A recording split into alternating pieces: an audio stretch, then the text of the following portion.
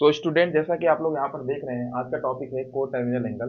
को terminal angle हम लोग यहाँ पर निकालने की कोशिश करेंगे। क्या होता है ना, initial angle and terminal angle same रहे और उसके बाद उसमें जितने पॉसिबिलिटी बनेंगे एंगल्स के, वो सब एंगल्स आपस में को टर्मिनल होंगे। ठीक है, जैसे देखो अपना यहाँ पर ओ और ए एक रे है, जिसको हम लोग ने क्या किया है, यहाँ पर इनिशियल आर्म माना है। दूसरा एक है रे ओ बी, जिसको हम लोग ने टर्मिनल आर्म माना है। और यहाँ पर देख सकते हैं आप लोग कि पहला जो एंगल बन रहा है वो 30 डिग्री का बन रहा है। 30 डिग्री, 30 डिग्री इसलिए क्योंकि सपोज करो हमारा ये रे, ये है रे, ये वाला रे ओ ए है, और ये वाला जो मार्कर है इसको हम लोग रे ओ बी मानते हैं। तो इसको 30 डिग्री रोटेट करके यहाँ तक ला दिया, और हमने एंटी क्लॉकवाइज में रोटेट किया है। एंटी क्लॉकवाइज में रोटेशन के लिए हमें पॉजिटिव लेना पड़ता है डिग्री। तो हमने एंटी क्लॉकवाइज डायरेक्शन में रोटेट किया, 30 डिग्री पॉजिटिव में ले लिया। ठीक है, इसको ओबी को, अगेन ओबी को फिर से यहाँ से हम लोग रोटेट करेंगे, और रोटेट करके यहाँ तक लाएंगे। 180 डिग्री रोटेशन हुआ, और 180 डिग्री के बाद हम लोग घुमा करके फिर से उसी लाइन पे ला दिए, तो 360 रोटेशन हुआ, और 360 के बाद 30 डिग्री और रोटेट कर दिया। टोटल कितना हुआ, 360 प्लस 30 इज इक्वल कितना हो गया, टोटल हमारा जोड़ेंगे तो कितना हो जाएगा, 390।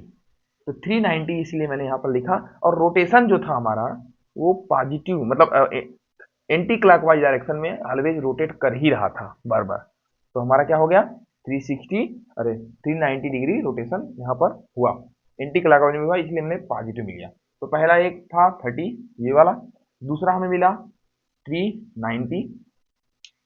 तीसरा एक और चीज देखो यहाँ पर, इसको हटा देते हैं। एक और चीज देखो यहाँ पर, मान लो हमारा जो रे है वो भी अब ये है, यहाँ पर फिर से ले लो, और इसके बाद ये हमारा टर्मिनल आर्म मान लो, और हमारे इनिशियल आर्म तो यहाँ पर दिए गए हैं। इसको ना क्लॉकवाइज डायरेक्शन में, क्लॉकवाइज कैसे घड़ी की सुई ऐसे से चलती है ना, उसको क्लॉकवाइज बोलते हैं। और एंटी क्लॉकवाइज कैसे, घड़ी की सुई अगर ऐसे चलेगी तो एंटी क्लॉकवाइज, और घड़ी की सुई अगर ऐसे चलेगी तो क्लॉकवाइज, ये जानते ही हो आप लोग। तो यहाँ पर मैंने क्या किया, इसको क्लॉकवाइज डायरेक्शन है, मतलब इधर साइड घुमाया, घुमा करके यहाँ से रोटेट करके देखो, इसको रोटेट किया, रोटेट किया, रोटेट किया, करने के बाद लाया हमने यहाँ पर।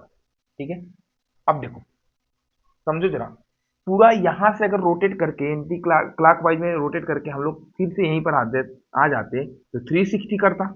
बट हम लोग रोटेट किए और यहीं तक आए, यानी 30 डिग्री अभी बचा हुआ है। 30 डिग्री अभी बचा हुआ है, उसमें 30 डिग्री माइनस कर देंगे, कितना बचेगा, 0 3 3 330। ओके, 330 हुआ। लेकिन हम लोग क्या कर रहे थे, क्लॉकवाइज डायरेक्शन रोटेट कर रहे थे ना। क्लॉकवाइज डायरेक्शन रोटेशन के लिए हमें क्या लगाना पड़ेगा वहां पर, नेगेटिव, वहां नेगेटिव एंगल बनेगा, तो -330। तो हमारा जो 390 एंड 330, ये सब जो डिग्रियां बने हैं ना, ये सब जो डिग्री बने हैं, ये कैसे हैं बताओ। ये सब जो डिग्री बने हैं ये कैसे डिग्री हैं, ये आपस में को टर्मिनल एंगल हैं। ठीक है, तो हमारा आज का टॉपिक यही यही था, आप लोग को बताना था कि हमारा को टर्मिनल एंगल कैसे होते हैं, क्या होते हैं। आप लोग जैसा कि यहाँ पर जान चुके होंगे। और तब तक के लिए धन्यवाद। अगला टॉपिक आएगा तो आप लोग को अपडेट कर दिया जाएगा। ठीक है, थैंक यू।